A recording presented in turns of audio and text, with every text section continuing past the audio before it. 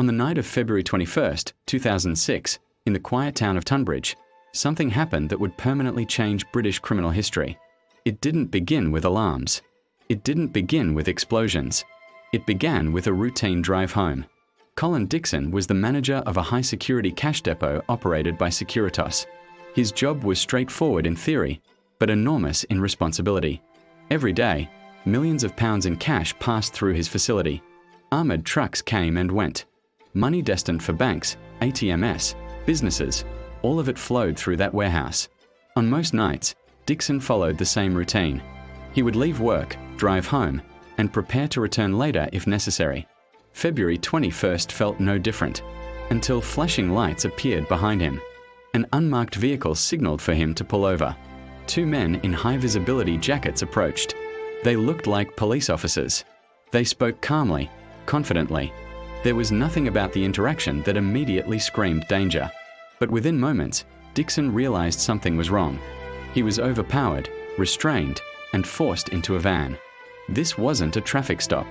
It was the beginning of the largest cash robbery in British history.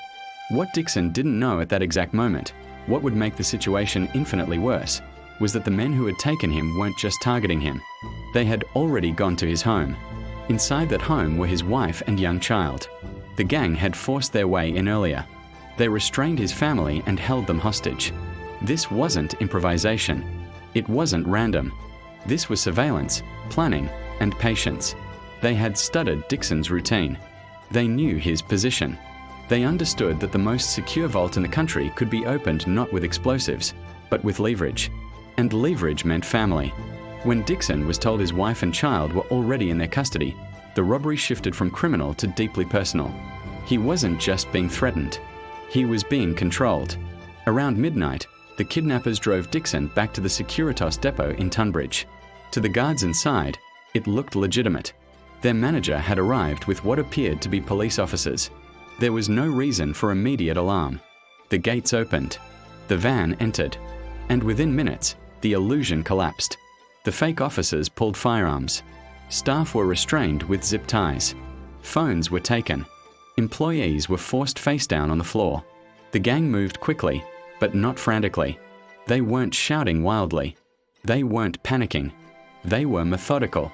That calmness is what makes this case so unsettling. They had rehearsed this. Inside the depot was a vault containing an extraordinary amount of cash. On that particular night, there was more than £150 million stored inside. The facility functioned as a major distribution hub for the Bank of England's currency. It was one of the most secure civilian cash storage locations in the country. And yet, within hours, it was completely under the control of criminals. Dixon was forced to assist. Under threat to his family's life, he complied with instructions. The vault doors were opened. Metal cages filled with banknotes were rolled out. High-denomination bills were prioritized. The gang had brought a large white lorry inside the compound, a crucial part of the plan. They knew they couldn't carry £150 million, but they could take enough. Over the next several hours, the gang loaded cash into the truck. Pallets of notes, bundles upon bundles, millions disappearing in silence. No dramatic gunfight. No sirens screaming in the distance. Just controlled, quiet theft on a scale the UK had never seen. By the time they were finished, approximately £53 million had been taken. £53 million. To put that in perspective, it remains the largest cash robbery ever committed in Britain. Before leaving, the gang locked employees inside secure cages within the depot to delay any immediate response. Then they drove away into the early morning darkness. It was around 2:15 a.m. And just like that, they were gone. When authorities were finally alerted, the magnitude of the crime became immediately clear. This wasn't a local robbery. It wasn't even just a regional incident. This was national news within hours. Kent Police launched one of the largest investigations in their history. Roadblocks were established. Surveillance footage was analysed. Every known associate of career criminals in the region was examined. And almost immediately, one name surfaced repeatedly: Paul Allen. Allen was no amateur. He had prior convictions and connections within organised criminal circles. Investigators began to believe he was the mastermind, the one who had coordinated surveillance, recruited participants, and structured the plan. But pulling off a £53 million robbery is one thing. Keeping it is another. Money on that scale creates problems. You can't simply walk into a bank and deposit it. You can't casually spend it without raising suspicion. You can't move that volume quietly for long. Within days, police began executing raids across Kent and South London. Properties connected to suspects were searched thoroughly, and what they found confirmed just how massive the operation had been. Cash everywhere.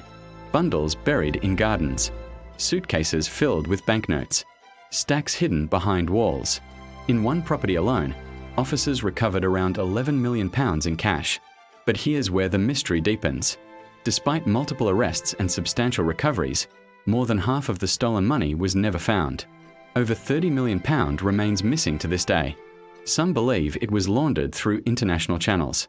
Others think it may still be hidden somewhere in the UK, vacuum-sealed and buried, waiting for the heat to die down. There have been rumours of offshore transfers, hidden trusts, and cash moved abroad before investigators could trace it.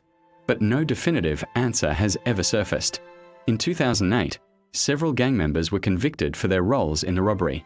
Paul Allen received an 18-year prison sentence. Others were sentenced to lengthy terms as well. The court described the crime as meticulously planned and ruthlessly executed. And that description feels accurate, because this robbery wasn't built on chaos. It was built on psychology. The vault wasn't breached with explosives.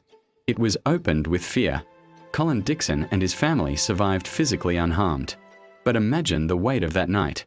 Being forced to walk into your own workplace and facilitate a crime because your family's lives hang in the balance.